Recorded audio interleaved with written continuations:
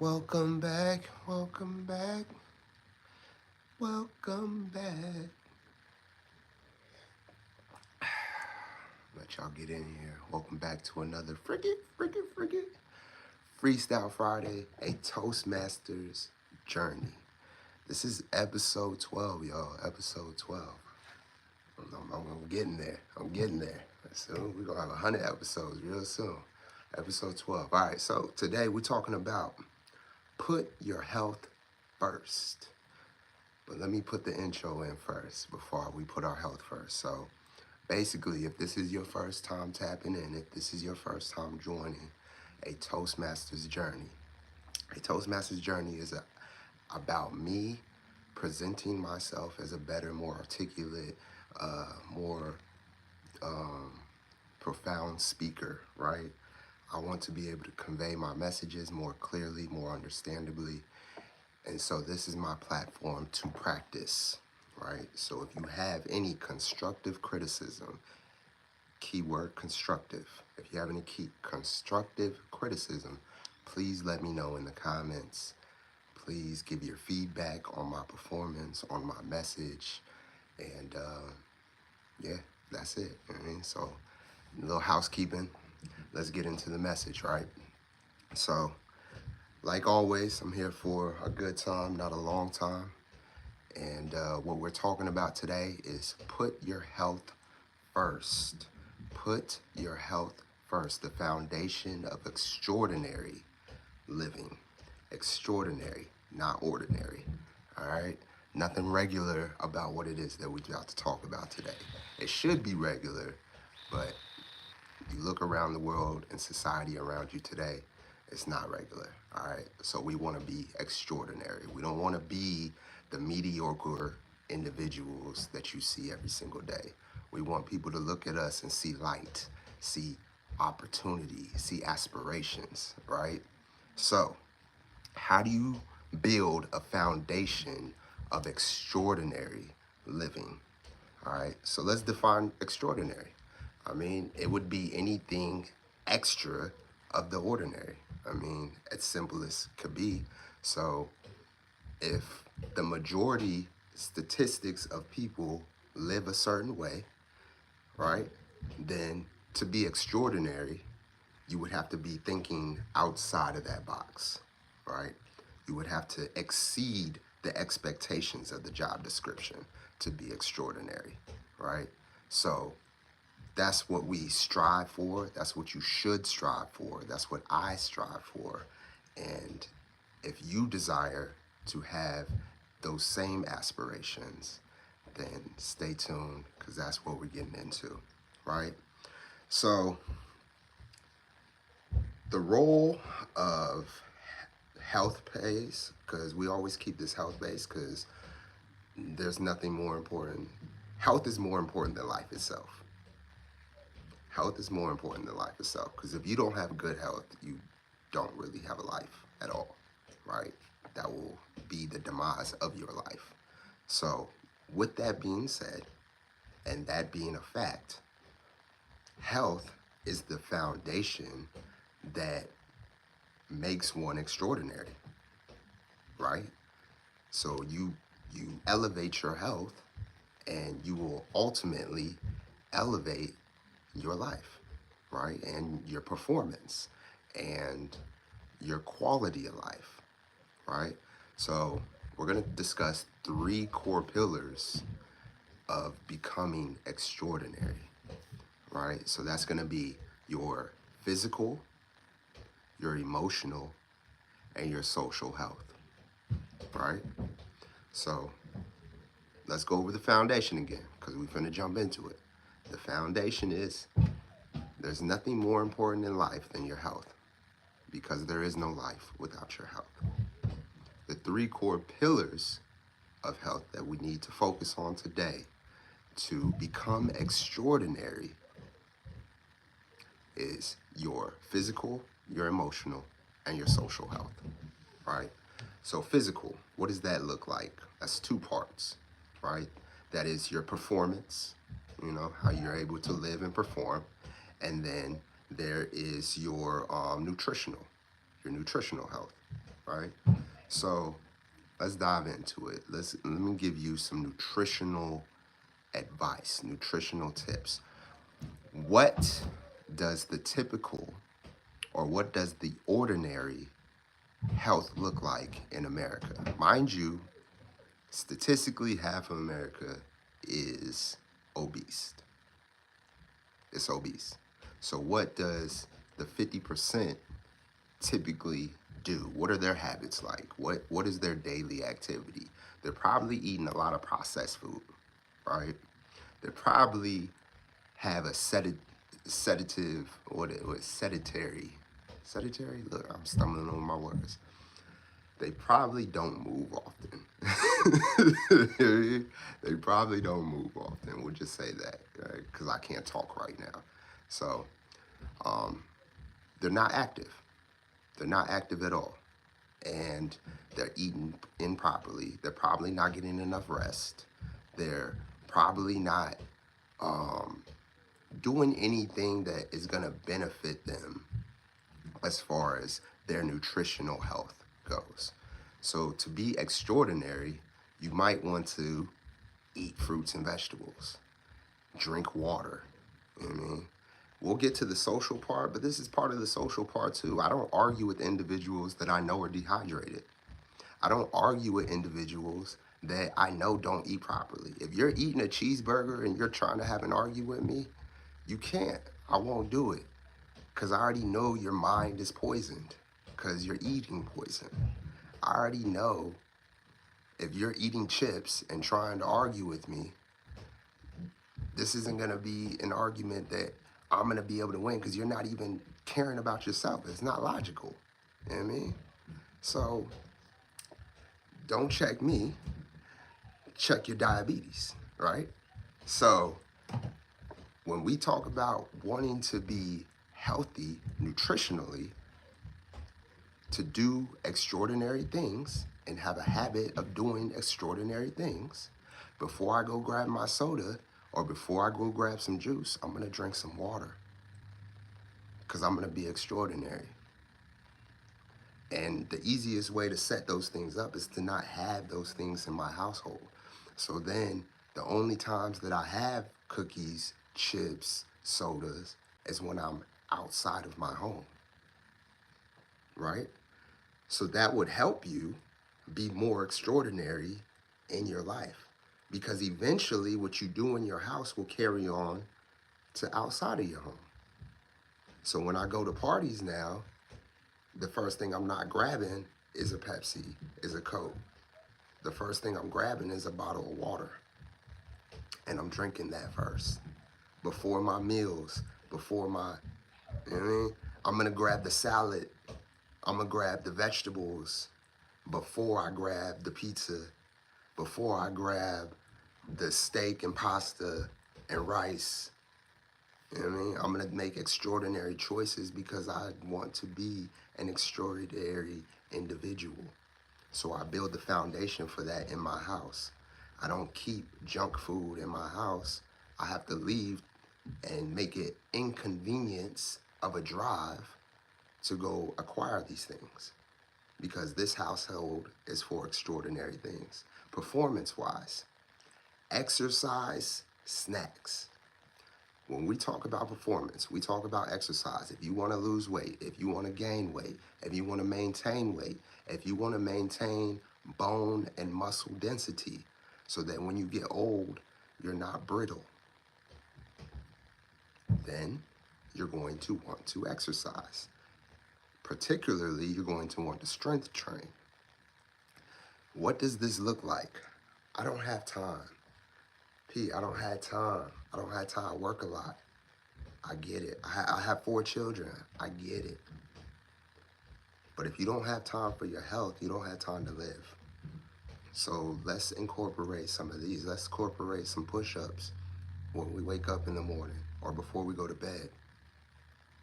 Let's incorporate taking 10 minutes out the day to do a quick circuit of 3 exercises for 10 minutes. And that be the workout. You only need an hour and a half a week.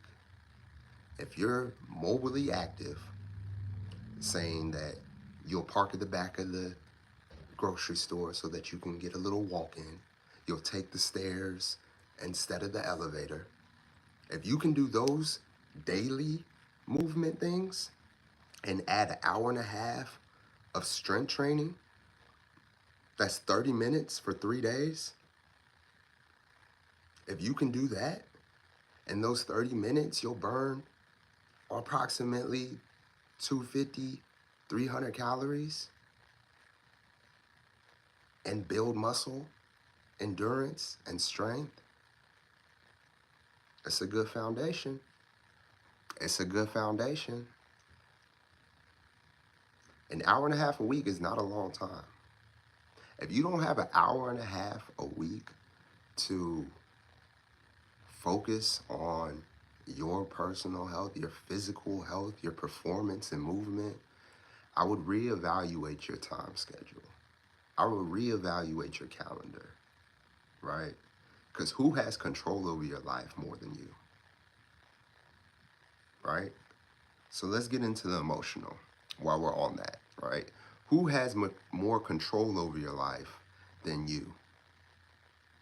Well, that's going to be down to, that's going to boil down to your mindset, right? What type of information are you digesting on the daily basis? What's your foundation for your mindset, right? You are what you consume. So what is your audio diet? I know we just talked about your nutritional diet, but what's your audio? What are you listening to? What's feeding your mind every day? Are you listening to audiobooks? Or are we simply listening to Megan Thee Stallion and Cardi B and Big X the Plug? And like, is that all? That's the only thing we're listening to? Are we listening to self-help books? Are we listening to self-help podcasts? Or are we simply digesting balloon popping videos and pranks? What are you subjecting yourself to? So, me personally, I care about my mindset, right? I don't know if y'all, I like to be extraordinary. And I would feel like it wouldn't be hard pressed to find people that vouch that I'm an extraordinary individual. So if you want to be an extraordinary individual emotionally like me, here's a tip. I pre-record my affirmations so that while I'm brushing my teeth and looking in the mirror, I can repeat after myself. Did you catch that? I can repeat after myself because I pre-recorded my affirmations. So now when I'm hearing these affirmations, I'm hearing them audibly come into my ears, and then I'm repeating myself to just reaffirm that this is all about me. They're my affirmations. You can do that. You can do that. I advise you do that. You know what I mean? That's just one way to help set a foundation for proper mental. I read. I know some of y'all illiterate. It's okay. There's classes out here. There's YouTube, University, where you're watching me on. Just type in, hey, how to read. There's adult classes on there. You don't have to be a child and you don't have to be ashamed. And if you don't read well, read more frequently. You'll get better. And read something you're interested in. Read a story. Read something that's going to benefit you. You want to know a secret? I don't always read the whole books, but I read all the information in the book. Did you catch that? I don't always read the whole book, but I read all the information in the book. Meaning, I read the book for the information that it's trying to convey to me. I get the details, I write them down, and I implement them in my life. These are foundations. These are foundations we're talking about. All right? Audio, visual. I'm not just watching BS on my timeline all day. I'm searching for valuable information to help me with where I'm at in the course of life right now so that I can continue to evolve and progress and I don't stay stagnant because I'm an extraordinary individual living an extraordinary life because I have extraordinary speech that I listen to on the daily so that I can continue to be extraordinary. This is my foundation. I'm only trying to give you the tools so that you too can implement this foundation. Let's talk about your social health. Well, who are you hanging around? Who's your friend? How successful are they? How in tune with their purpose and goals are they?